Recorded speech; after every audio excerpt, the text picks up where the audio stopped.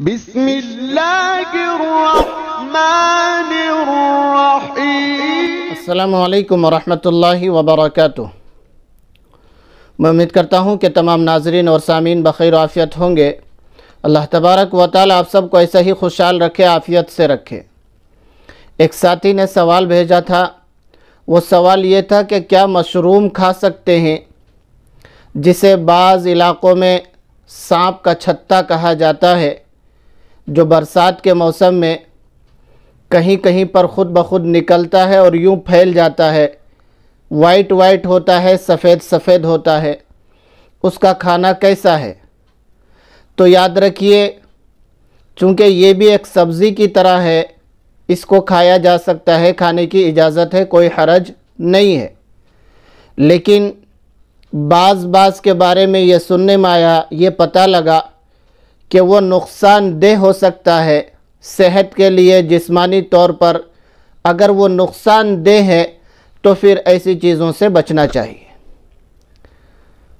Mushroom खाने की इजाज़त तो है, लेकिन अगर नुकसानदेह है या बाज़ लोग बोलते हैं कि वो जहरीला होता है, उसमें जहर होता है, तो अगर ऐसा है तो फिर बचना बेहतर है। और अगर ऐसा कुछ भी नहीं है तो तमाम तरकारियों की तरह वो भी एक तरकारी और सब्ज़ी है, उसे भी खाया जा सकता है, कोई हरज नहीं है, मशरूम खा सकते हैं। दूसरी बात, साथी ने यूँ लिखा कि हमारे माहौल में हुक्का पीना आम है। तकरीबन हर घर में बूढ़ी औरतें या बूढ़े मर्द हजरात जो होते हैं वो हुक्का पीते हैं, तो क्या हुक्का पी सकते हैं? याद रखिए, हुक्का, बीड़ी, सिगरेट, तंबाकू, गुटखा, ये सारी चीज़ें जो है, खाना पीना, इनका इस्तेमाल करना मकरूह है।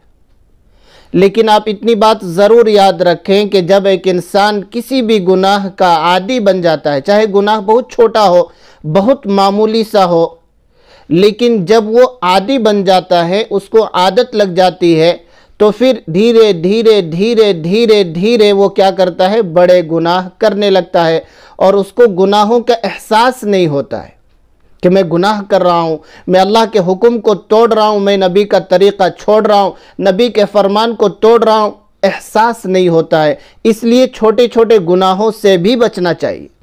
ये नहीं कि ये मकरूह है तो चले खाए जाओ, ये नहीं करना चाहिए कि चलो ये तो मकरूही है, खा सकते हैं।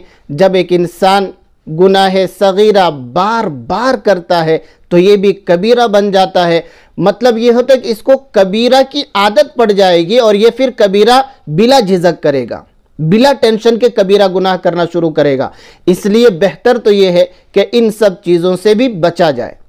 हुक्का के बारे में एक बात ये भी याद रखिए कि अगर वो पेट की किसी बीमारी की वजह से इस्तेमाल किया जा रहा है, यूं ही शौकिया या आदती तौर पर इस्तेमाल नहीं किया जा रहा है, बल्कि पेट की किसी बीमारी की वजह से, जैसे कि बूढ़े हजरात को पेट में दर्द रहता है या कोई परेशानी हो, तो पेट की किसी बीमारी की वजह से अगर हुक्का इस्तेमाल किया जा रहा है तो फिर तो गुंजाइश मिलती है, इस्तेमाल कर सकता है। लेकिन अगर शौकिया या तो हुक्का इस्तेमाल करें, या जवानों में जैसा कि गुटखे, तंबाकू वगैरह की आदत बन जाती है, वैसा इस्तेमाल करना मकरूह है। और मैं कह रहा हूं बार बार कि बचना ज़रूरी है। छोटे छोटे गुनाहों से जब इंसान बचेगा तभी बड़े गुनाह से बचना आसान होगा। और अगर इसकी लत लग गई, आदत बन गई छोटे गुनाहों की, तो फिर बड़े गुनाह करने में डर और खौफ नहीं होगा। इसलिए इन सब चीज़ों से भी बचना चाहिए।